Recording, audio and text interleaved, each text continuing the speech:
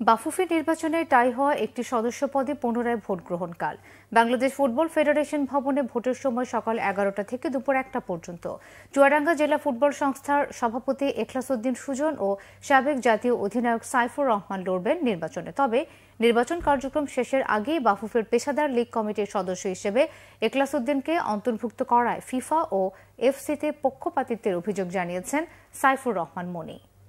পরিশ্রম আমি করেছি, তাতে আমাদের ডেলিগেট ক্লাব, জেলা বিভাগের প্রতিনিধিরা আমাকে তাদের সুচিন্তিত মতামত দিবেন। আমি তৃণমূলে কাজ করতেছি, আমি আগাগোড়াই বলতেছি তৃণমূলকে আমি সময় দিতে চাই এবং তৃণমূলে ফুটবল স্ট্রাকচারটা ঢেলে সাজাতে চাই। যদি বাফুফের উচ্চ মহলের পর্যায়ে সমর্থন এবং সহযোগিতা থাকে এবং জিতলে যেটা আমার সুবিধা হবে সেটা হচ্ছে যে আমার ফেডারেশনকে আমি সরাসরি ইনভলভ করতে পারবো। ফেডারেশনের কর্তব্যক্তির কাছে আমার দাবি দেওয়া থাকতে পারবে এবং আমার আইডিয়া যেটা আছে সেটা আমি প্রেজেন্ট করতে পারবো। দুই পক্ষই আমরা আসলে যোগ্য হিসেবেই টাই হয়েছে, যোগ্য বলে তো টাই হয়েছে। তো যেটা হচ্ছে যে ঢাকার চ্যালেঞ্জটা ছিল ঢাকার ডেলিগেটদেরকে ঢাকায় নিয়ে আসা। আমি যতগুলো কথা বলেছি এবং কিছু ভোটার হয়তো আসবেন না তাদের শারীরিক এবং অন্যান্য কারণে, বাট ম্যাক্সিমামই আসার চেষ্টা করতেছে এবং আসবেন। আশা করি যে তারা উৎসবমুখর পরিবেশেই ভোট দিবেন। মনি ভাই খেলোয়াড়, কোচ, উনি সংগঠক হয়ে আসতে চাচ্ছেন, উনি অবশ্যই ওনার যোগ্যতা প্রমাণ দিবেন। আর আমি তো অলরেডি সংগঠকই আছি, 14 বছর ধরে আমি জেলাতে সংগঠক হিসেবে চলছি। আশা করি যে এটা একটা প্রতিদ্বন্দ্বপূর্ণ নির্বাচন হবে। ডেফিনেটলি আশা করতেছি জয়ের, কিন্তু এভরিথিং ডিপেন্ডস অন অল ডেলিগেটসরা আসলে কাকে চয়েস করে নেয় সেটা দেখার বিষয়।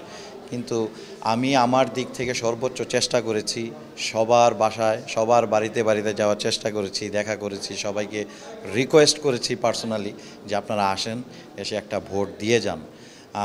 এটা আমি জয়ী হই আর একলাস ভাই জয়ী হয়, ডাজেন্ট ম্যাটার, বাট ইলেকশনটা যেন ইলেকশনের মতো হয়, একটা উৎসব মুখর পরিবেশের মধ্যে যেন হয়। আমি একটা লিখিত আকারে অফিসিয়ালি একটা কমপ্লেইন কিন্তু করেছি নির্বাচন কমিশনার বরাবর।